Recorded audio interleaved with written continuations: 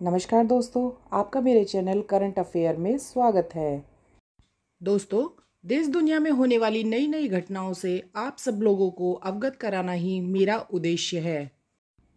आप लोगों के मेरी वीडियो के विषय में जो भी विचार हों, कृपया मुझे कमेंट करके ज़रूर बताया कीजिए।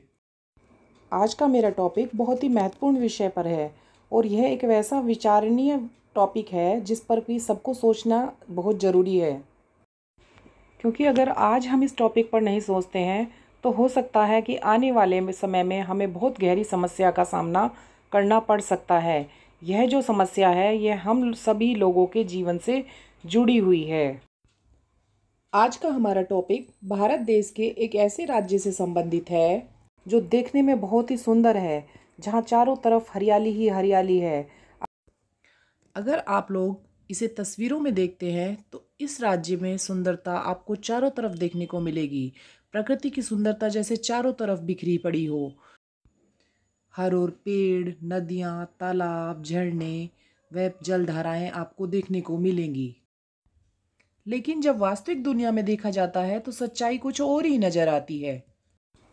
ऐसे राज्य में जिसमें 44 नदियाँ बहती हैं, झीलें और तालाब की कोई कमी नहीं है और जल के स्रोत भी खूब हैं।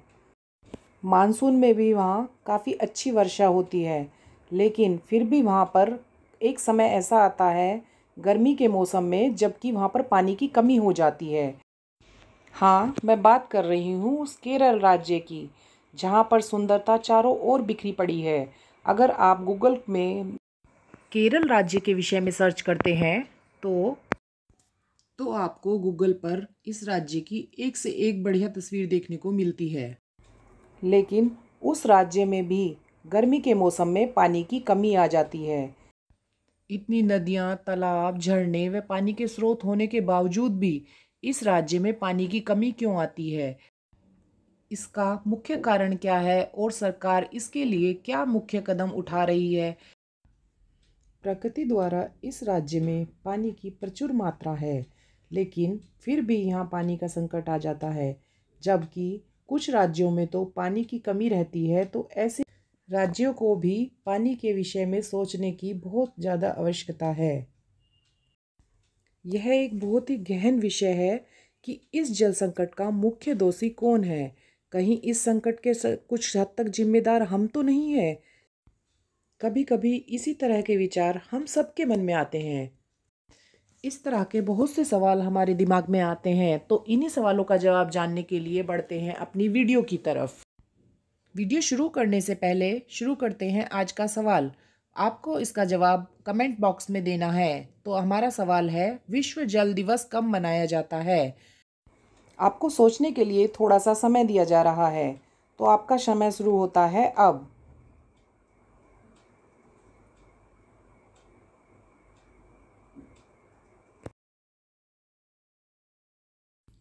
आशा करती हूँ जिन्हें उत्तर पता है उन्होंने कमेंट बॉक्स में लिख दिया होगा।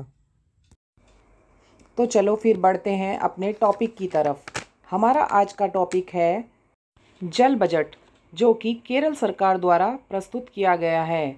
अब भारत का केरल पहला राज्य बन गया है जिसने सबसे पहले जल बजट प्रस्तुत किया है। केरला सरकार द्वारा जो यह जल बजट प्रस्तुत किया गया है, यह बहुत ही एक अच्छा प्रयास किया गया है, क्योंकि वह जल के लिए जो इस प्रकार से चिंतित दिखाई दिया है, इस तरह हर राज्य को जल के विषय में सोचना चाहिए, क्योंकि आने वाले समय में स्थिति बद से बदतर हो सकती है। अभी यह जल बजट केवल केरला के 10% ग्राम पंचायतों में ही लागू हुआ है, जिसमें 94 ग्राम पंचायत व 15 ब्लॉक पंचायत आती हैं। यह जल बजट 18 अप्रैल 2023 को प्रस्तुत किया गया। इस जल बजट का मुख्य उद्देश्य जल के घटते संसाधनों को बढ़ाने का था। आप लोगों की जानकारी के लिए मैं बताना चाहूँगी कि केरल में पानी की कोई कमी नहीं है। केरला सरकार का ये कहना है कि केरला में पानी की यह कमी जो कि गर्मियों के मौसम में देखने को मिलती है, यह इस कारण होती है क्योंकि वहाँ पर जल के संसाधनों का गलत तरीके से प्रयोग किया जाता है। जल को बेकार ही व्यर्थ बहा दिया जाता है या कुछ लोगों द्वारा उसका मिसयूज़ किया जाता है। केरला के मुख्यमंत्री का कहना था कि केरला में पानी की कमी नहीं है, बस प्रबंधन की कमी है। उस बर्बादी से बचने के लिए लोगों में जागरूकता की बहुत ज़्यादा ज़रूरत है। उनका यह भी मानना है कि उच्च तापमान के कारण राज्य के कुछ क्षेत्रों में पानी की कमी हो जाती है। सरकार व स्थानीय स्वशासी संस्थाओं को सुनिश्चित करेगी ताकि कृषि व सिंचाई के जल का सही प्रकार से वितरण किया जा सके। जल की मांग देश के विभिन्न हिस्सों में अलग अलग है। कुछ हिस्सों में अधिक जल की आवश्यकता है तो कुछ हिस्सों में कम जल की आवश्यकता है।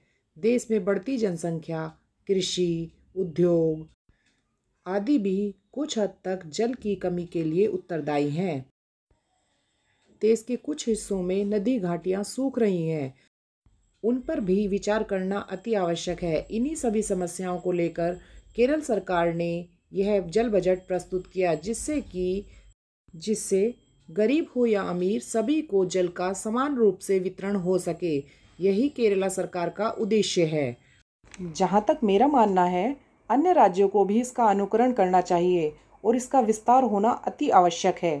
सभी राज्यों की सरकारों को इस विषय में कुछ ना कुछ सोचना चाहिए और इस तरह का कुछ ना कुछ प्रयास करना चाहिए, तभी हम भविष्य में इस जल को बचा सकते हैं।